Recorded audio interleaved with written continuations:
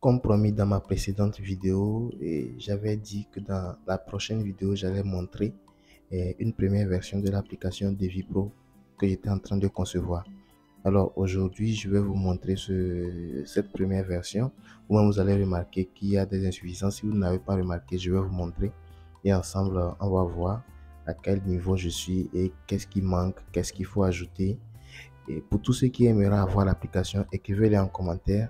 En ce moment, vous serez dans la liste d'attente et une fois que l'application sera prête, directement, je vais vous envoyer ça pour que vous puissiez tester. L'application va sortir, mais ça sera au début entièrement gratuit. Entièrement gratuit, il faudrait que vous testez, que vous verrez si ça marche bien. Si ça marche bien, que ça répond à toutes les conditions, bien à toutes les fonctionnalités que vous aimeriez avoir. Voilà, là, en ce moment, tout sera propre et on pourra passer à une autre version. Alors, voici la page d'accueil de l'application. Quand vous arrivez dessus, je peux rafraîchir ici quelques instants. Il va rafraîchir l'application. Ici, je suis sur mon portable. Ce que vous voyez ici, c'est mon portable là. Donc, vous entrez, vous allez voir cette page là. Ça va tourner et ça va afficher celle-ci. Donc, ici, on arrive sur la page Devi Pro. Cette application marche sans connexion Internet. Vous n'avez pas besoin de connexion avant de pouvoir lancer l'application. Alors, quand on remarque tout en bas ici, il y a 4 ou bien 5 sous-options, bien sous-modules. Il y a le devis, l'option devis, nouveau devis, audio et l'option client et produit. Alors, ce qui nous est le plus important ici, c'est de tester l'enregistrement des devis. Donc, quand on clique sur le bouton ajouter un devis, on tombe sur cette page-là. Donc, qu'est-ce qu'on peut faire sur cette page? Sur cette page ici, on peut enregistrer un devis. Et quand on clique sur client, on a ce petit pop-up qui s'affiche qui nous demande de choisir entre les clients que nous avons déjà enregistrés ou d'ajouter un nouveau client. Donc, moi, je décide d'ajouter un nouveau client et ici, je lui fournis le nom. Le nom du client, par exemple, je vais lui donner route.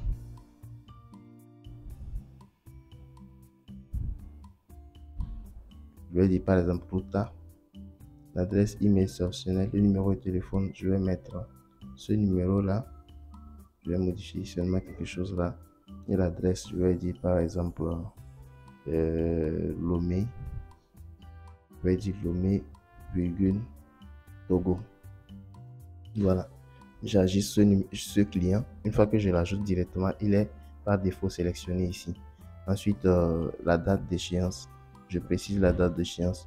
Aujourd'hui, nous sommes le 29. Donc, j'ai dit par exemple, la date d'échéance, c'est le 30 par exemple. Alors, j'ajoute un produit au devis. Je peux choisir un produit. Et pour ce qui est du produit, soit je peux choisir un produit qui est déjà parmi la liste, ou soit je peux ajouter un nouveau produit. Si je veux ajouter un nouveau produit, je clique ici et je mets les informations du produit. Mais si je ne veux pas, alors directement je peux choisir un produit qui est dans la liste ici. Par exemple, je prends le maïs. Et la quantité, je prends 10. J'ajoute. Une fois que j'ai ajouté directement, ça s'est ajouté ici et c'est ça que je vois. Donc, ensuite, il y a la partie notes. Si je veux mettre des informations supplémentaires, je peux les spécifier. Et après, il y a les paramètres du devis où on parle de la TVA. Si je vais activer la TVA, par défaut, comme nous sommes au Togo, c'est à 18%. Il y a déjà 18% là-bas. Je peux les laisser comme ça ou modifier. Ensuite, le modèle du devis. Comment sera généré le devis? Il y a trois modèles actuellement disponibles, mais il y a un qui est déjà propre, qui est prêt à être utilisé. C'est le modèle du PDF auto-entrepreneur. Quand on prend cette option, c'est déjà prêt, on peut l'utiliser. Une fois que j'ai fini, je clique sur le bouton créer le devis. On voit tout en bas là un message devis créé avec succès. Maintenant, quand je reviens ici et que je rafraîchis, je vais remarquer que j'ai deux devis tout en bas. Les devis récents, j'ai deux. Voilà, voici celui que je viens de créer tout de suite. Voici ces informations. Ici, il y a le numéro du devis, le client, l'email, voilà le numéro de téléphone, ainsi de suite. Et ici, les articles qui composent le devis. Par exemple, c'est maïs seul et j'ai ça comme ça là. Alors, qu'est-ce qu'on va faire? On va venir dans la partie devis ici et on voit qu'on a plusieurs devis qui s'affichent ici. Le premier, ou bien celui qu'on vient de créer tout de suite, c'est lui qui est en haut-dessus. Donc, on peut faire le tri, brouillon, envoyer, accepter et refuser. On voit que ça marche déjà. Donc, dans la partie brouillon, on voit ce qu'on a créé tout de suite. On peut modifier son statut ici, choisir par exemple accepter. Et quand on choisit accepter, on fait enregistrer. Voilà. Une fois qu'on enregistre, ça passe directement dans la partie accepter. Et quand on vient ici, il passe en vert. Quand on revient ici, on voit que tout est en vert, ce qui n'était pas le cas au début. Donc, le total de devis ici, c'est 2. Les devis acceptés, c'est 2. En attente, c'est 0. Alors, quand on revient ici, on clique par exemple sur l'œil du devis ici. Quand on clique sur cet œil-là, on tombe sur cette page-là. Sur cette page-là, on voit qu'il y a un bouton ici et un bouton ici également. Ces deux boutons permettent de faire la même chose. Par exemple, si je clique sur le bouton partager, on va me poser une question. Voilà, de choisir un modèle de PDF. Donc, ici, il y a 3 modèles. Le modèle auto-entrepreneur, prestataire de services et bâtiment. Donc, la partie qui marche correctement déjà, c'est le modèle auto-entrepreneur. Une fois que vous sélectionnez ce modèle-là, il va enregistrer, bien, il va générer un PDF par rapport aux informations que vous l'avez fournies. Les informations de l'entreprise, les informations qui composent le devis et autres.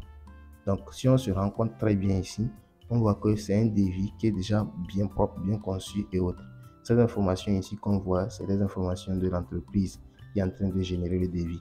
Donc, si vous installez l'application dans votre téléphone, avant que vous ne voyez les informations de votre entreprise s'afficher sur le devis ici, il vous faudra venir dans cette partie de l'application. Tout en haut ici, il y a 3 boutons. L'option de rafraîchissement des données. Ensuite, le deuxième bouton qui permet d'enregistrer les informations de votre entreprise. Quand on clique dessus comme ça, on tombe ici où on voit mon entreprise. Mon entreprise, il y a le nom de l'entreprise, l'adresse email, le numéro de téléphone, l'adresse, voilà, et d'autres informations supplémentaires, SIRET et autres. Ça, je ne sais pas trop ce que ça fait, mais j'ai mis tout ça pour que si il arrive qu'une entreprise ait, voilà, a toutes ces informations et qu'il puisse les fournir et ainsi de suite. Alors, l'entreprise facture combien comme TVA.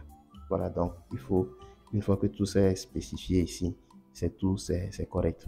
Maintenant, pour l'application et pour l'entreprise, chaque entreprise majoritairement a un logo. Donc, d'où l'origine de cette petite image que vous voyez dans le coin là qui est coché. Vous pouvez choisir une image ici, voilà, sur votre portable qui sera enregistrée directement dans cette partie. Vous voyez un peu. Donc, une fois que tout ça est bon, on clique sur le bouton enregistrer. Ça veut dire que les informations de l'entreprise ont été enregistrées avec succès et c'est la raison pour laquelle quand vous allez venir ici et que vous allez cliquer sur le bouton partager et sélectionner la partie auto-entrepreneur, vous allez voir les informations de votre entreprise qui vont s'afficher en haut à gauche. En haut à droite, ce sont les informations concernant le devis lui-même, la date où le devis a été généré et la période de validité du devis. Donc ici, on voit les informations, voilà, toujours de l'entreprise. Et ici, on voit les informations du destinataire, celui à qui le devis sera envoyé. C'est un peu ça. Donc à l'intérieur ici, on voit les informations concernant le devis lui-même. Voilà, donc le maïs, on a dit que le maïs, on va faire un devis. Donc dans le devis, on avait sélectionné comme produit maïs et le maïs est affiché ici. La quantité c'est 10. Voilà, le prix l'unité c'est en bol. Le prix unitaire c'est 700 francs et la TVA 18%. Donc le total de la TVA nous amène à 1260 francs et le total, tout taxe compris, nous amène à 8260 francs. Alors, tout en bas, on voit ici les totales hors taxe et total TVA et on voit le total, tout taxe compris. Donc c'est un peu ça. Et ça, c'est un exemple de tout ce qui a été réalisé dans la partie auto-entrepreneur. Donc ici, si tout est bon comme ça, on peut faire quoi? On peut cliquer sur le bouton partager.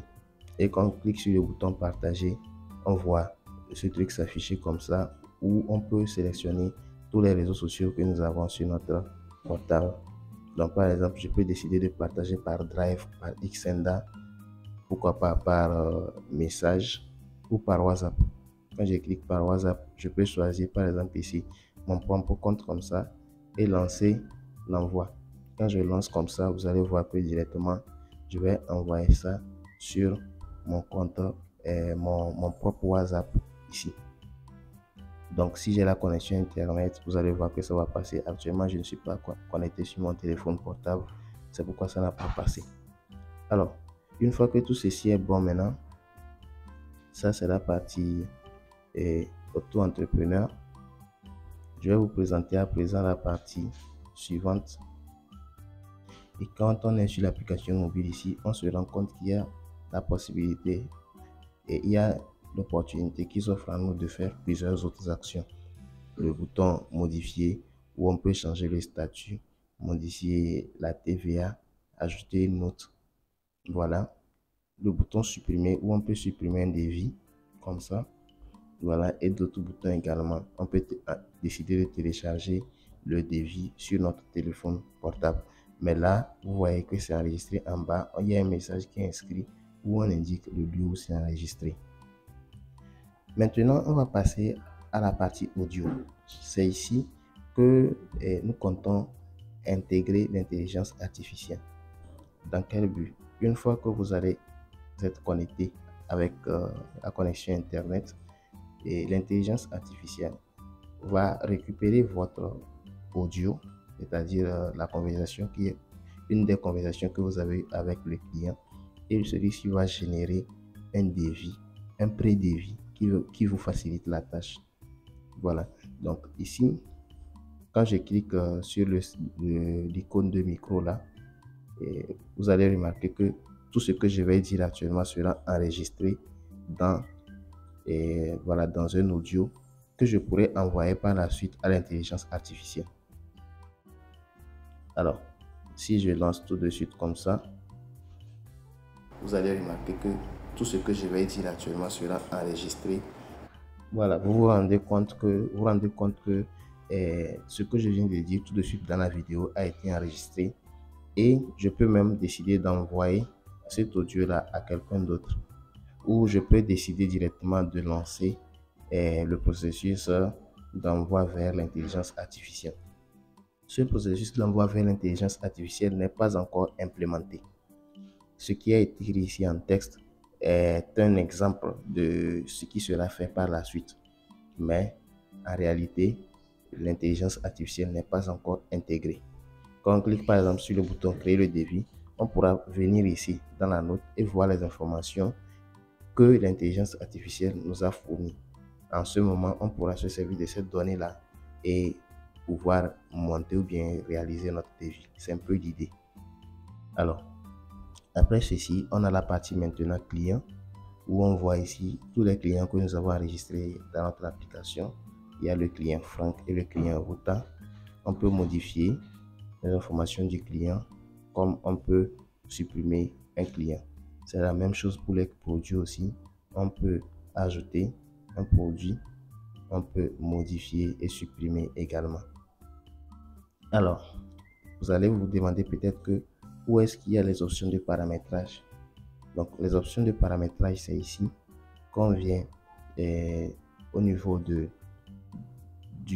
coin supérieur à gauche, à droite plutôt, droit de mon téléphone dans l'application, on se rend compte qu'il y a un bouton de paramétrage. Quand on clique dessus, on arrive ou bien on atterrit sur une page où on peut choisir la devise qui sera utilisée dans l'application.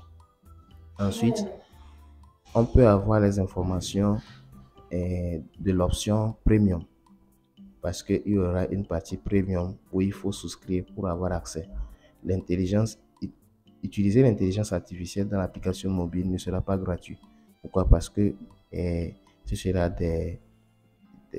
un service aussi que ceux qui fournissent les LLM, c'est-à-dire les langages de données, vont facturer. Comme eux, ils vont nous facturer, nous aussi, on doit facturer afin de pouvoir payer cet argent ou bien rembourser cet argent voilà, aux grandes sociétés qui ont mis en place les IA. Donc, ici, on tombe sur cette page où on voit la devise. Par exemple, actuellement, c'est en francs CFA. On peut changer en euros comme en dollars. Et ensuite, on a aussi l'option premium où on peut voir les plans. Quand on clique sur voir les plans ici, on voit des informations qui concernent l'option premium. Donc, dans l'option premium, il y aura la synchronisation cloud, l'analyse avancée, la personnalisation, les logos, les images et les couleurs, ainsi de suite. Et l'intégration des CRM, c'est prévu dans l'option premium, mais ce qui n'est pas encore fait actuellement. Alors, et la sauvegarde automatique, ainsi de suite. Maintenant, dans l'option gratuite, c'est ce qu'il y a actuellement: la création des devis, la gestion des clients, l'export des PDF et le mode hors ligne. J'utilise l'application sans connexion Internet. Ça, c'est important parce que nous sommes dans un environnement où la connexion Internet est difficile d'accès. Donc, grâce à cette application, vous n'aurez pas forcément besoin de connexion Internet avant de pouvoir travailler, exporter un PDF. Alors, ici, il y a des questions fréquentes qui seront posées et nous avons anticipé ces questions-là et on a déjà donné des réponses ici. Puis-je annuler mon abonnement à tout moment? Mes données sont-elles sécurisées? Et que se passe-t-il si je n'ai pas Internet?